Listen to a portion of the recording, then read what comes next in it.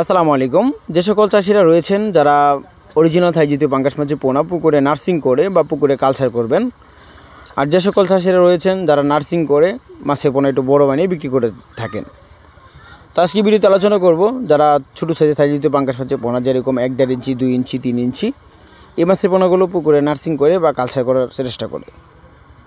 আপনারা জানান কালচার করতে হলে অবশ্যই আপনাদের নার্সিং করে কালচার করতে হবে। তার কারণ হলো যে সকল চাষিরা কালচার করে থাকে তারা মূলত একটু বড় সাইজের মাছের পোনাগুলো পুকুরে কালচার করে থাকে, যেমন কেজিতে 400, 500, 100, 150, 200, 20টা, 30টা, 10টা, 20টা এরকম সাইজের মাছের পোনাগুলো পুকুরে কালচার করে থাকে। সেই ক্ষেত্রে দেখা যায় 5 থেকে 6 মাসে মাছের পোনা যা প্রতিটি মাছের ওজন 1.5 থেকে 2 কেজি প্লাস ওজন মানে বিক্রি করে থাকে।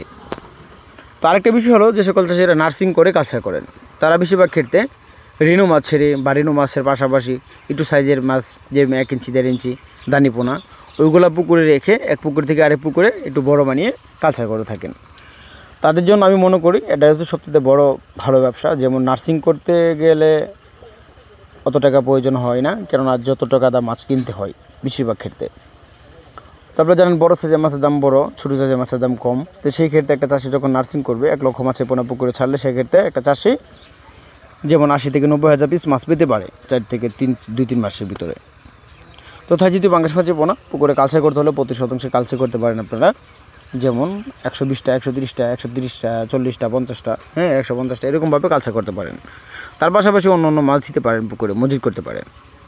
তো থাই জাতীয় পাঙ্গাস মাছের কালার লালচে বাদামি বর্ডার, এটা আপনারা সবাই জানেন, সাদা বর্ণের থাকে, লম্বা আকৃতির, বয়লা পাঙ্গাস নামে পরিচিত থাই জাতীয় পাঙ্গাস মাছের পোনা। তো থাই জাতীয় পাঙ্গাস মাছের পোনা ছোটো হোক ও বড় যে কোনো সাইজের মাছের পোনাগুলো আপনারা আমাদের কাছ থেকে নিতে পারেন। আমরা আমাদের এখান থেকে সমগ্র বাংলাদেশে মাছের পোনাগুলো হোম ডেলিভারির মাধ্যমে বিক্রি করে থাকি। তো মাছ চাষে আগ্রহী হন, আমাদের চ্যানেলে যদি নতুন হয়ে থাকেন আমার চ্যানেলটি সাবস্ক্রাইব করে রাখবেন। ধন্যবাদ। আসসালামু আলাইকুম।